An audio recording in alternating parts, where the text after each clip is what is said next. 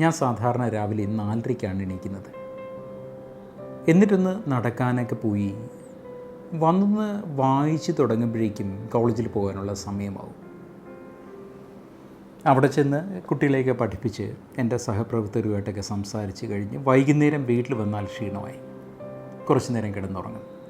പിന്നെ വീണ്ടും വായന അല്ലെങ്കിൽ എഴുത്ത് അല്ലെങ്കിൽ പല സാധനങ്ങൾ വീട്ടിലേക്ക് വാങ്ങിക്കാനുണ്ടെങ്കിൽ അത് പോയി വാങ്ങിക്കുക, അങ്ങനെയുള്ള കാര്യങ്ങൾ. അടുത്ത ദിവസവും അത് തന്നെയാണ്. അപ്പം ഇങ്ങനെ എല്ലാ ദിവസങ്ങളും ഏതാണ്ട് ആവർത്തിക്കപ്പെടുന്ന വിരസതയാർന്ന കാര്യങ്ങൾ തന്നെയാണ്.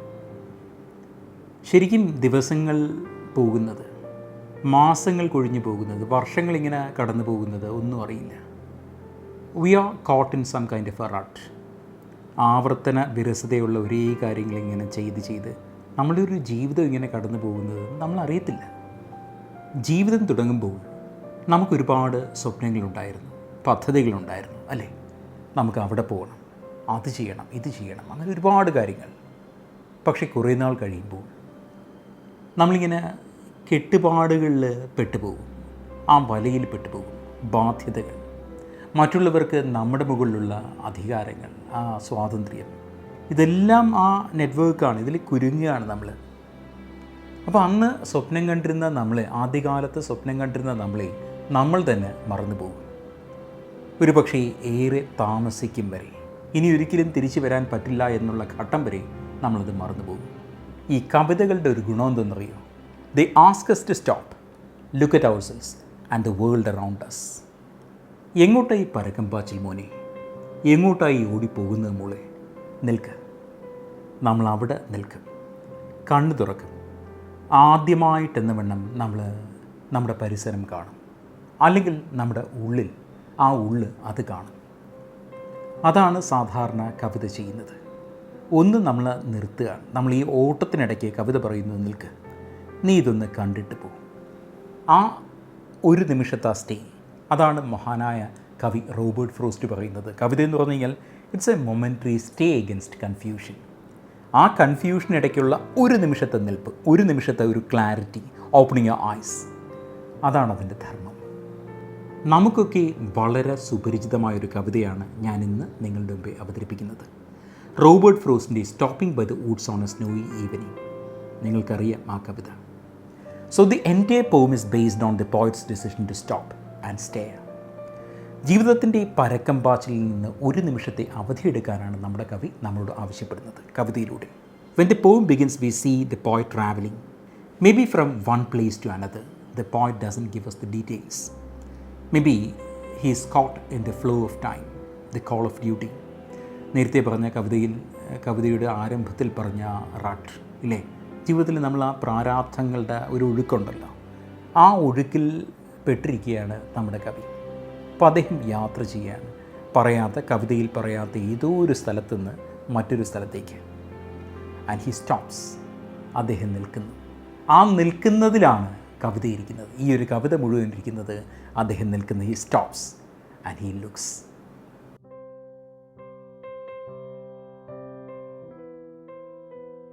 Whose woods these are, I think I know.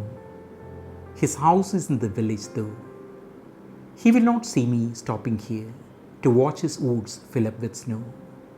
As the poem begins, we can see that the poet has taken a decisive step out of the journey he was making.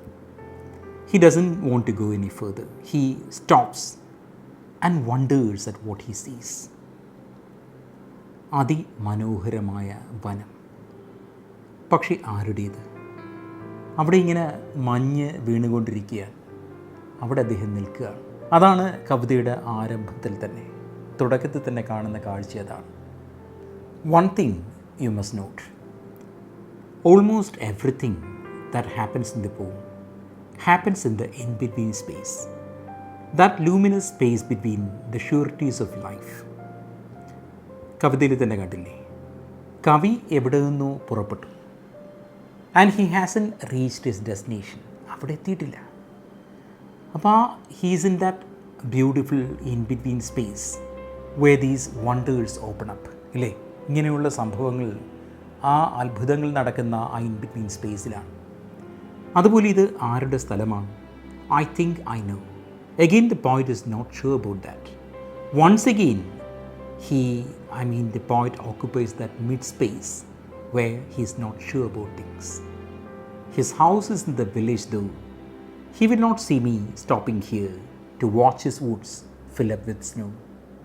The poet thinks he knows the owner of these woods. He lives in the village.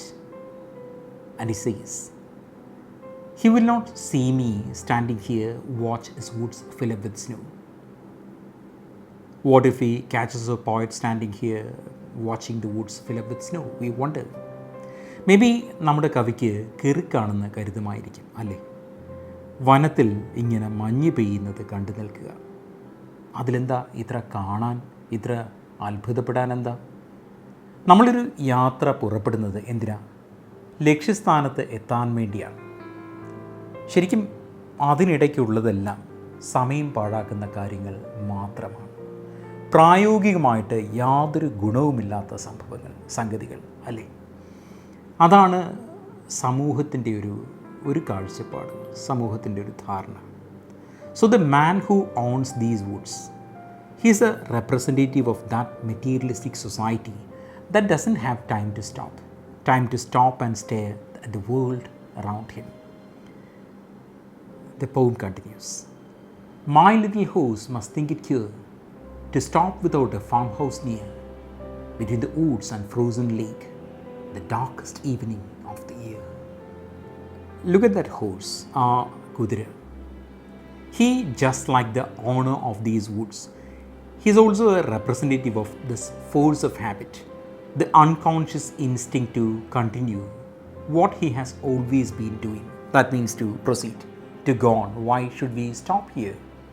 But suddenly, when the poet stops, the horse finds it very strange. Why should we stop here? ഇവിടെ എന്തിനാണ് നിർത്തുന്നത്? There is no farm house near, no trace of any civilization. ഇതൊന്നുമില്ലാതെ only the woods. അതുപോലെ അവരെവിടെയാണ് ഇപ്പോൾ നിൽക്കുന്നത്? Between the woods and the frozen lake. ആ വനത്തിനും ആ തണുത്തുറഞ്ഞ തടാകത്തിനും മധ്യേ. വീണ്ടും ഞാൻ നേരത്തെ പറഞ്ഞതുപോലെ രണ്ടവസ്ഥകളുടെ മധ്യത്തിലാണ് നമ്മൾ അല്ലേ? ആ ഒരു വായനക്കാരും അങ്ങനെ ഒരു അവസ്ഥയിലേക്ക് കവി നമ്മളെ കൊണ്ടെത്തിക്കുകയാണ്. ആ ഒരു തണുത്തുറഞ്ഞ തടാകത്തിനും ആ വനത്തിനും മധ്യയുള്ള ഒരു അവസ്ഥയിൽ നമ്മളെ എത്തിക്കുന്നതാണ് നമ്മളിവിടെ കാണുന്നത്. അതുപോലെ എപ്പോഴും ഇത് നടക്കുന്നത്? ഏത് സമയത്താണ്? പകലിനും രാത്രിക്കുമിടയിൽ. അവിടെയുമുണ്ട് ഈ ഇട, in between space, that luminous space. The darkest evening of the year. സാധാരണ വൈകുന്നേരമല്ല, വർഷത്തിലെ ഏറ്റവും ഇരുണ്ട സന്ധ്യയ്ക്ക്. ഒരു ഉറപ്പില്ലാത്ത ഒരു സ്ഥലത്താണ്, സമയത്താണ് നമ്മളിങ്ങനെ നിൽക്കുന്നത്. He gives his harness bells a shake to ask if there is a mistake. The only other sound is the sweep of easy wind and downy flake.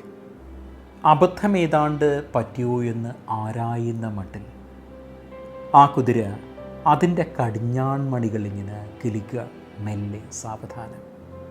Why? Stepping out of the flow of time, or this rut, that is considered as a grave mistake by the society. It asks you to get back in, tighten your belts, forget yourself, forget the world around, let's rush on. അതാണ് ഈ ലോകം. ഇപ്പോഴാണെങ്കിൽ എന്താ? നമ്മൾ Facebook, അത് കഴിയുമ്പം WhatsApp, പിന്നെ YouTube, TV channels, നമ്മളിങ്ങനെ സർഫ് ചെയ്ത് ഇങ്ങനെ ജീവിക്കുകയാണ്.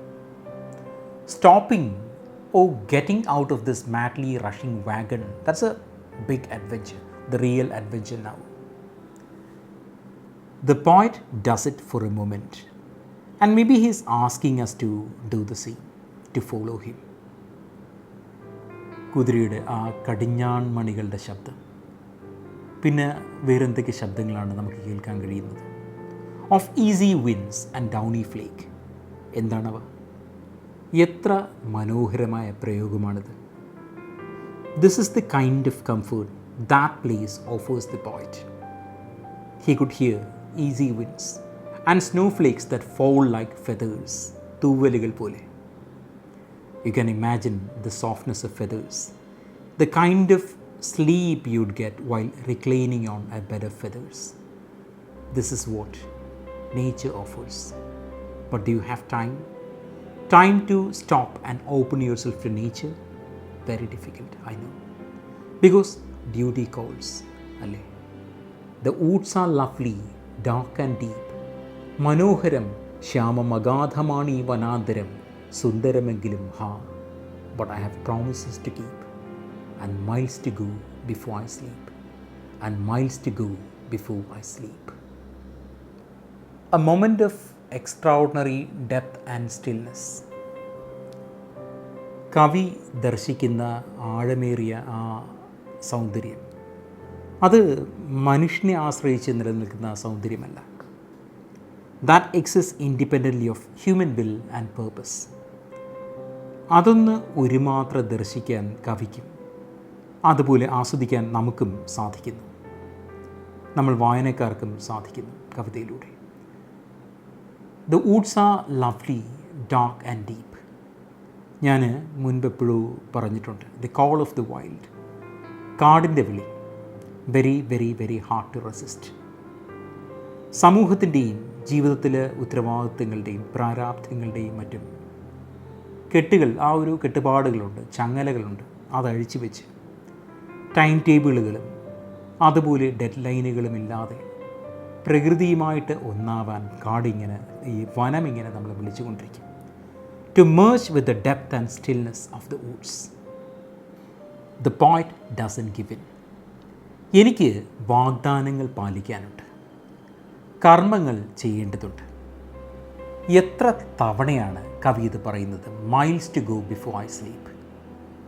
That shows the real difficulty in resisting this lure of nature, the attraction of the woods here. ശരിക്കും ഒന്ന് ആലോചിക്കുക, ഈ കവിത തന്നെയല്ലേ കവിതയിൽ പ്രതിപാദിക്കുന്ന വനം? What were you doing before you decided to stop here to give your valuable 5 or 10 minutes listening to this? നിങ്ങൾ എന്ത് ചെയ്യായിരുന്നു? You were busy running from one thing to another, from one duty to another. Then you suddenly decided to stop. You stepped out of your routine, alle, now listening. Pause between this moment of reflection and whatever is waiting for you at the end of the session. The question then is, how long can we stop and stay with the poem? In that hushed world the poem has placed us in. Can we feel the sense of wonder and awe and reverence the poet himself has felt? Can we carry that to a daily life? Can we allow ourselves to stop and look and wonder